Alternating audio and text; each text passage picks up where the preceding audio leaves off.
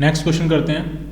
A block of mass 1 kg is moving on horizontal x y plane in the influence of force F is equal to 3I + 4J - 5K। ठीक है, एक object है, उसका मास 1 kg दिया है। ठीक है, ये ऑब्जेक्ट है, इसका मास 1 kg दिया है और ये एक्स वाई प्लेन में मूव कर रहा है। ठीक है, ये जो प्लेन है ये एक्स वाई प्लेन है, इस प्लेन में ये मूव कर रहा है। उस पर जो फोर्स लग रहा है वो क्या है, तो फोर्स के 3 कंपोनेंट है। एक्स एक्सिस के अलॉन्ग जो कंपोनेंट है वो है 3 यूनिट का 3I कैप, वाई एक्सिस के अलॉन्ग जो कंपोनेंट है वो है 4J कैप और जेड एक्सिस के अलॉन्ग जो कंपोनेंट है वो है -5K कैप। ठीक है, इसका मूवमेंट एक्स वाई प्लेन में, यानी ये जो फोर्सेज हैं, इन दोनों फोर्सेज की वजह से इसका मूवमेंट होगा।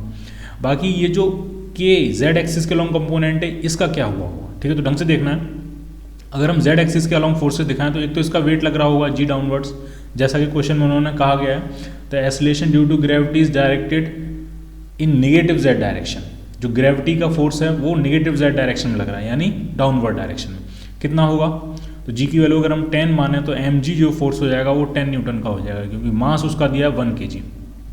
ठीक है, और नीचे की तरफ -z डायरेक्शन में क्या लग रहा है, इस फोर्स का एक कंपोनेंट लग रहा है -5K कैप। माइनस ये बता रहा है कि नेगेटिव z डायरेक्शन में लग रहा है और उसकी यूनिट कितनी है 5। तो टोटल जो फोर्स हो जाएगा -z डायरेक्शन में वो हो जाएगा 5 + 10 यानी 15 न्यूटन।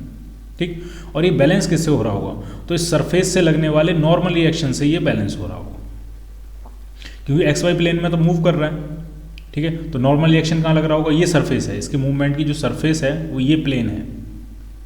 ठीक है, तो इस सरफेस के परपेंडिकुलर ये नॉर्मल रिएक्शन लग रहा होगा। ठीक है, तो नॉर्मल रिएक्शन पूछा है कितना होगा, तो जेड डायरेक्शन में तो कोई मूवमेंट नहीं है, यानी जेड डायरेक्शन में नेट फोर्स 0 होगा। तो जितना फोर्स ऊपर की तरफ है उतना ही फोर्स नीचे की तरफ होगा। नीचे की तरफ कितना फोर्स लग रहा है 15 न्यूटन, तो नॉर्मल रिएक्शन भी कितना हो जाएगा 15 न्यूटन। तो आंसर क्या बनेगा आपका बी पार्ट। क्लियर।